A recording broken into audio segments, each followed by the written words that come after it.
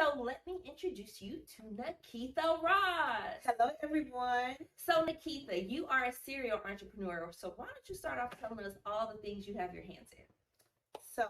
I'm a hairstylist by trade. And so today we're here at 360 Degrees Hair Studio. I've been the owner of this establishment for the last 19 years with my mom. She actually retired 2 years ago, right at the peak of COVID. So I'm actually owning the place by myself now. Behind the chair, though, I've cultivated a lot of relationships with a lot of amazing people. So now I'm also a business coach. I do business coaching. I do event planning. But philanthropy is really where my heart is. I love giving back to women. I love encouraging women. I love empowering women. But more than anything, I love just to keep women motivated and excited. So you have so many, and how I met Nakeitha is through some of her amazing kind of thought processes. I joined Icon Women, I don't know. Right before Bronx. So yeah, up with that. Yeah. Oh, that boy. So like 8 years ago. And it was such an amazing opportunity to volunteer and share time, but you have grown your philanthropy purposes beyond Icon even now. So why don't you kind of tell us, they all do kind of service women, but all kind of with a different point of view. Yeah. So Icon Women, we came up with that, LaShonda and I. We went to high school together, and one day we were sitting on her sofa, and we were like, you know what? She was like, I love women empowerment. And I was like, I just love having a cause, like being a part of something that, matters. At the salon again, this is my stomping grounds, my headquarters for everything. I was doing like domestic violence awareness month. I was doing AIDS Day. I was doing breast cancer awareness. So I was already kind of doing a lot of awareness through the clientele. And so I told her, I would love to really do it in a more strategic way. And we created Icon Women's Organization. Individuals connecting as one network. And what that meant was we created this puzzle piece and saying that we're better together. All these different pieces of the puzzle. And our mission was, and is to elevate and educate women and children. Now, with this organization, we serve the underserved community, women who lack resources, education, things of that nature. And so Icon Women has been in existence now 12 years. We have done some amazing work as an organization, have awarded more than $200,000 in scholarship, have touched 2,000 families, literally touched through mentorship, through the Icon Pearls, through Thanksgiving, Christmas drives, back to school drives. So we really are in the community. It's been a little difficult serving right now with COVID. So, sure, we're all trying to kind of regroup and figure out how to serve and do different things. And so this year we're coming up with like ways to serve because we're doing a lot of things virtually. No, our real niche is touching, feeling, and loving. Yeah. That's our sweet spot. Yeah. You love to love on people, but even if you're not an Icon Women, you have some amazing projects that people could get on like right now today. Yes. So the Fearless Female Movement, that is the movement for women who are just up and coming high achievers, right? Their need is different. There's still a need. What is the need? The need is to have a safe place to share. A lot of high achieving women, it's like we always have to be strong. We always have to be on. We always have to be well put together. And so a lot of times we have opportunity to release, relax, and be honest and be ourselves because we always like, I got it together. Here I am, smiling, happy, when you're really not happy underneath. Yeah. And so the Fearless Female, it's about just being aware, being woke, and feeling whatever you're feeling. That's number one. And number two, it's also a catalyst to push you beyond some fears where you have in your other areas. Yeah, you may be killing it in the professional arena, entrepreneurial world, but there's some other areas socially that you may need some development in. So the Fearless Female is really about personal development and just expanding your network. Being around like-minded women. Yeah. And I always tell people, whenever somebody asks how I'm doing, I'm like, overworked and underpaid. And so many of us feel that way, and we don't know what to do about it. We don't have resources, and we may not have like-minded people facing our same challenges. So sometimes that insight is amazing. So I know you do the conversations. I do conversations and cocktails. I do coffee with Keitha. I also do the dinner and dialogues. Next week we have International Women's Day. We're having our first International Women's Day celebration and just celebrating 4 amazing women who, may not be as well known, may not be as popular on social media, who are doing amazing work, but I really want to highlight these women. And so the 4 categories are education, community, business, and the final category is health and wellness. It's important. Yeah. You know what I love about Keitha? Because she amazes me. I know people always say I have like one too many jobs, right? Keitha has as many jobs, but she really makes some time in her day for philanthropy, for giving back. And so, Keitha, this is, some of what I want people to hear. Sometimes you feel like you're so far away from it, and it feels like you do it, but how do I incorporate it in my life? So, even when you were starting small, how did you make sure to incorporate giving back into what you did every day? I'm a Christian, so I have to say that. And I just think Christianity teaches you giving, not just receiving, giving. And I just feel like when God blesses you, he blesses you to bless others. And it's not always monetary. Time is a valuable resource. We can get more money back, but we can't get more time back. And so when people have sat down with me, I look at my life and I'm like, Lord, like this is my life. I'm like, I'm being honest, I'm amazed. Like you chose me. You put people in my pathway who drop nuggets along the way, and I actually caught them. Mm-hmm. And so imagine if I drop these same jewels and gems to other people. So they have to do things 10 and 12 times. They can get it right the first time. Yeah. It's the information for me. I think so many times within our community. Yeah. We lack the information and the resources. Yeah. And it's not always financial. I think we get caught up with money too much sometimes. Where just Corey saying, I'm gonna keep the baby, you need to do an LLC. It reduces your liability. Yeah. You don't need to be a sole proprietor. Yeah. That saves me a lot of headache. Yeah. Yeah, you may not even see it coming. You see it looking back. Little things are like somebody saying, you know what? You start a new business right now, start your business credit. Start your business credit right now because you don't want to have all your business credit in your personal credit when it comes time to buy things. Mm-hmm. Then your debt to income ratio high. Yeah. And somebody tell you that out the gate and you ain't got to learn that lesson, man, you don't understand the stress that will be removed. Yeah, and because I've had high debt to income ratio a lot of times. Yeah, definitely. I'm being transparent. Yeah. So if I can teach a young entrepreneur that you don't have to do that, man, 10 years of your life. And you have to hear from somebody you trust, because if not, it sounds like people are putting unnecessary obstacles in your way. When you're just trying to make it as an entrepreneur, some things that are is knowledge that applies along the way, you can't even see it because you're so stuck in the hustle. And some of it is elevating beyond the hustle. So how did you do it? You can't, you have this busy salon. If you guys can see it, maybe we'll take you on a little tour. It's a big salon, lots of chairs to fill, a lot of first level concerns. How do you elevate beyond that to branch into new things, to have Phyllis Female Forum, to do new things? Because if you're overwhelmed with your day-to-day, you can't do anything else. I think, self-awareness is everything. I don't think we take enough time to reflect on our professional performance. Like, did I grow this year professionally, or did I just go to work every day? Whether it be your job or somebody else's job, how did you perform? How did you perform? And be honest with yourself. Yeah. What did I do good with? What did I do so good with? And there was some years where I just kind of coasted, because when you've been doing something a long time, you start being on autopilot. And so just self-reflection. Then I started saying, is this job serving me? Like really serving me outside of the check. Because I keep telling you, don't worry about money. The money gonna come. And I'm telling you, I ain't one of the people who say stuff like, oh, money don't matter. It does matter. But what I'm telling you, if you walk in your gift and walk in your true passion, the money will come. Because the money is important.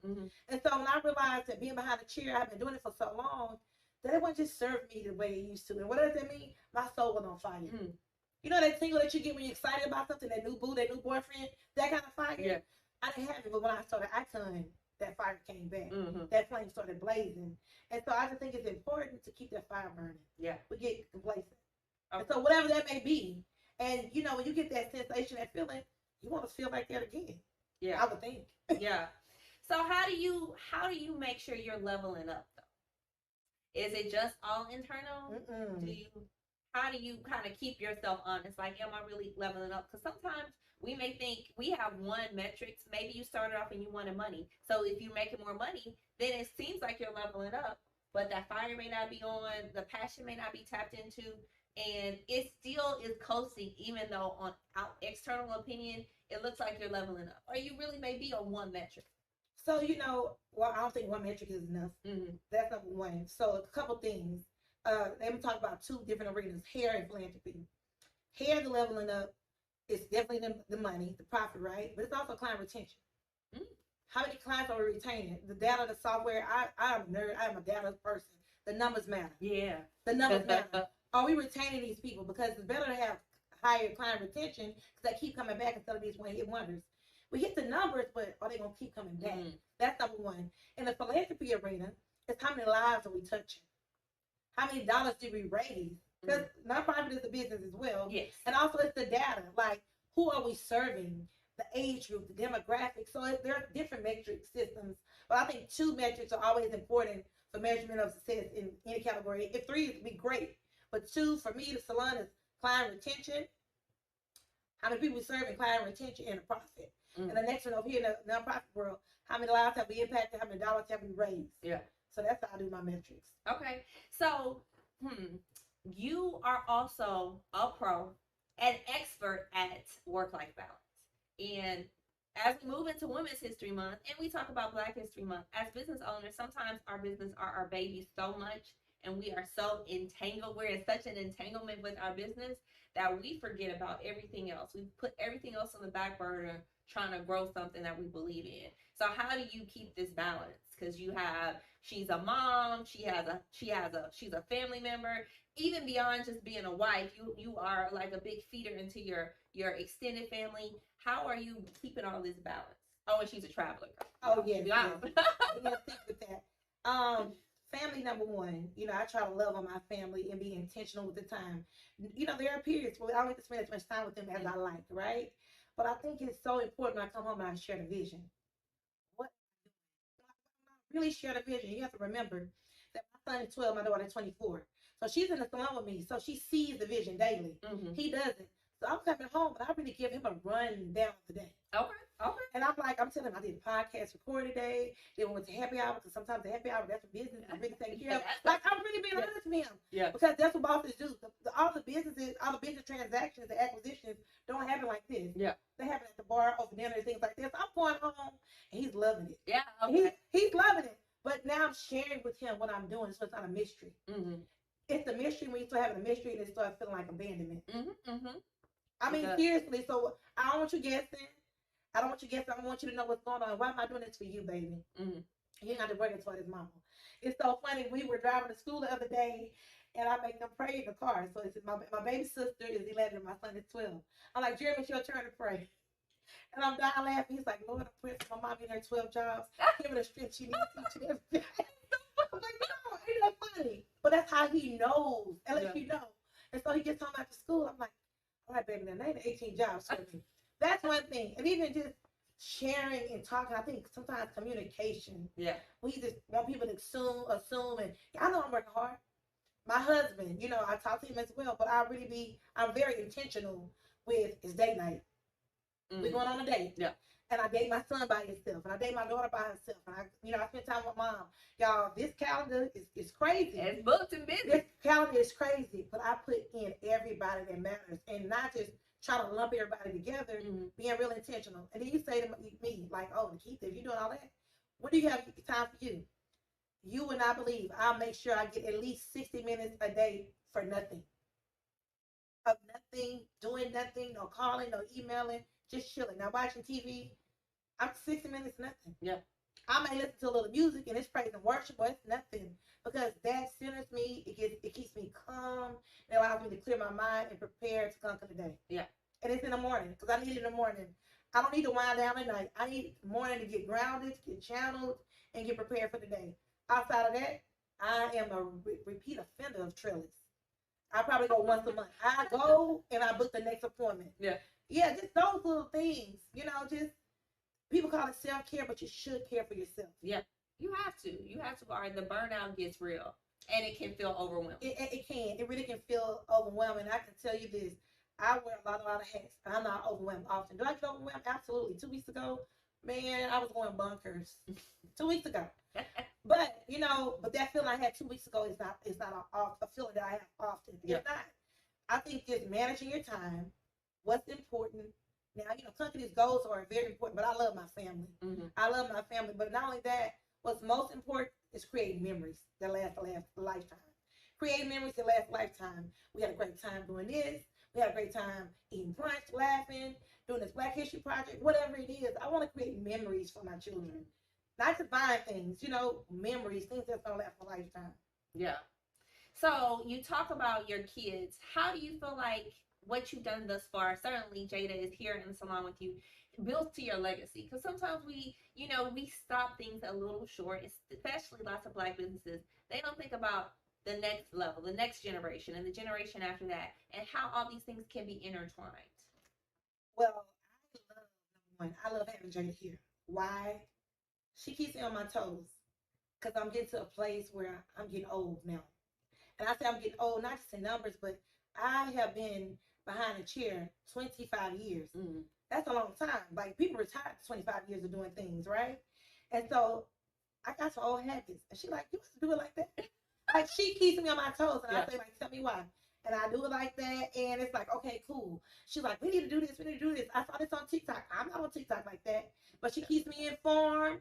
She keeps me current. And I appreciate having her here for, just to keep us alive. Yeah. A lot of times I see a lot of churches. I'm going to say this.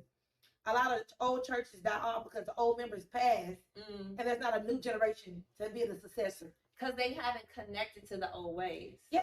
Mm-hmm. And I just want to have a successor. I do. And I want to include her in what's going on right now. Yeah. I want to have feel excited about being a part of this. So whenever I do pass, she has some buy-in. Because I adopted her ideas. Yeah. You know what I'm saying? Yeah. It's her business too. Yeah. I implemented her energy into place. So now it's ownership. Yeah. Not just being passed down. Like you have some stake in the game. Yeah. I think that's important. Not just giving people stuff. She needs some skin in the game. Yeah. And so people are shocked that I charge her booth rental. They be like, oh my God, you charge her? I said, how's she going to run a business when I die? She know how to pay bills. Mm-hmm. How is she going to run a business and know how to pay rent and pay bills and deal with this when I die if I don't teach her right now while I'm alive? And that's a part of it. Legacy may not be about giving your kids a lot of things. It may be incorporating them into a plan for you and the family. It's not just like, okay, I die and it's hush hush while we're alive, and then when I'm dead, look at all this stuff that you're supposed to have, or policies or money or whatever. Let me teach you how to manage the money. Let me teach you how to run a business. That is as much of a legacy creation as is leaving them something tangible that they may not even know what to do with it because you didn't teach those lessons. Right. So no, that's important what you were saying. And when you pass, and not trying to be dark and dismal, but they already got to deal with grief. Yeah. Mm-hmm. So it's real. We all gonna pass eventually. So go ahead and start like talking about, okay, this is the insurance plan. This is what you're entitled to. This is what it look like. I know we don't like having those conversations. Those crucial conversations and those critical conversations are needed. Yeah. To prepare them for whatever. And that's how you love on somebody too, because who wants to? I won't be physically here to love on you and hug on you, but just know I'll put a plan in place to give you the comfort that I could. Yeah. Yeah. I mean, it's all important. Yeah. Everything ain't fun. Everything ain't fun, but lots of it is. So what is next for you? How are you leveling up in 2022? We're looking at Women's History Month. We're ending Black History Month. So we are at the perfect apex of us taking over the world. What you doing in 2022? It's real estate for me. That's like scary because I've owned homes, like lived in them, but actually own a home where it's just straight for commercial use. Mm-hmm. You know what I mean? To make money. So that's my fear factor. That's why I'm stepping out on faith this year. So pray for me.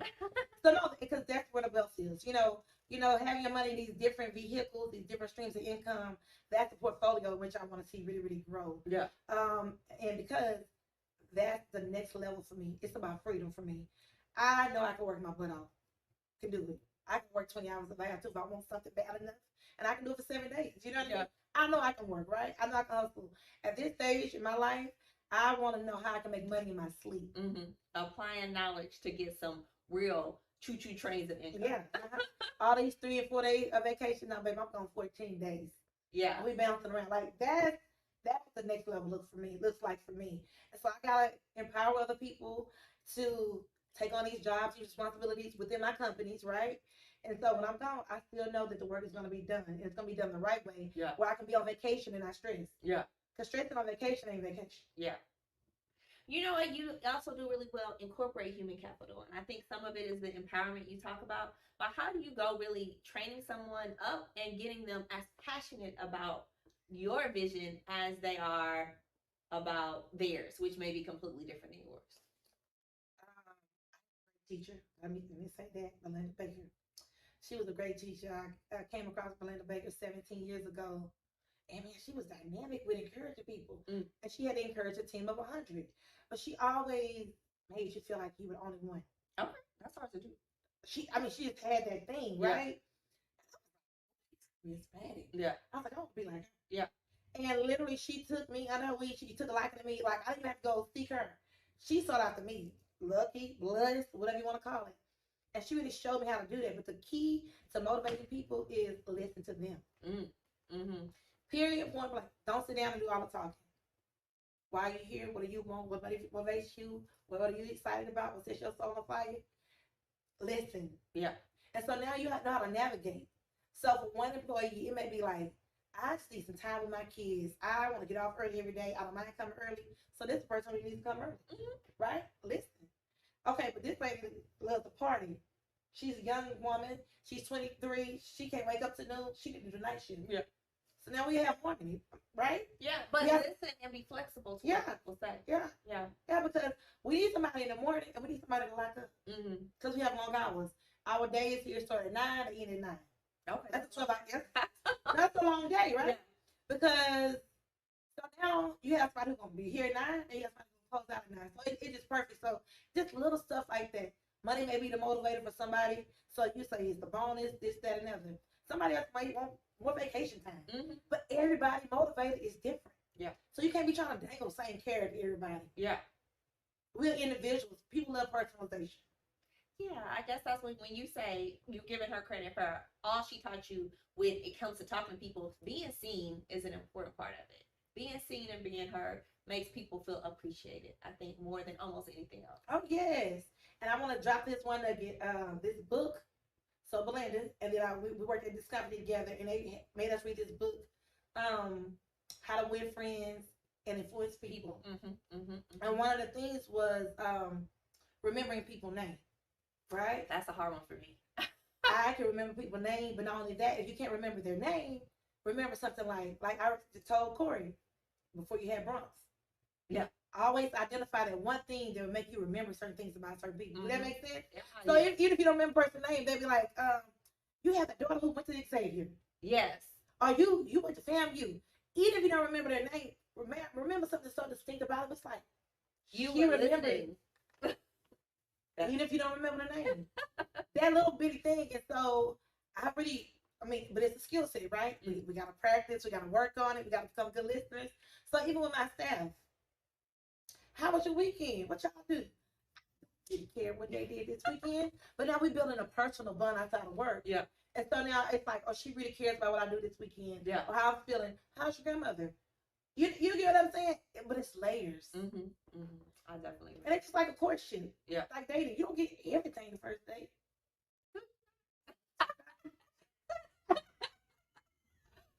Sometimes, not all the time, right? You gotta build up the courtship. Okay, well, those were some amazing tips. So if someone's listening and they're starting a business, Mhm. and you kind of can tell, if you were looking back, giving your young self some jewels and gems and inspiration, what would you tell them? Like, what were the 3 things you could not miss, or you wish you knew back then when you were starting this course? It's only one thing for me, y'all. Okay. I try to live life without regret. Now, I mean, it is what it is, right? But the only one thing I wish I would have done was invested more aggressively earlier. That compound effect. That's scary. You know, that compound interest. Yeah. Like the younger you could what you could have done with $100 a month or $200 a month today, it would take me $2,000 a month. Mhm. Seriously. Mm-hmm. And I'm only 43. But if I would have did it at 23, adopted that behavior, Yeah. if I would pay myself like I pay my time, I wouldn't be here. Hello, paying yourself as entrepreneurs. Listen, we don't want to put ourselves on payroll. We get paid sporadically, and we do that consistently, right? Even as our business starts to grow and scale. So I see it all the time, and that is a word, because then you can really budget.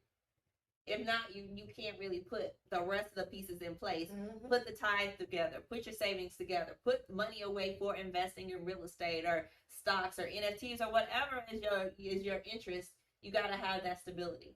Yeah, I mean, that's really the only one I can really think about. Because again, my mom was a hairstylist.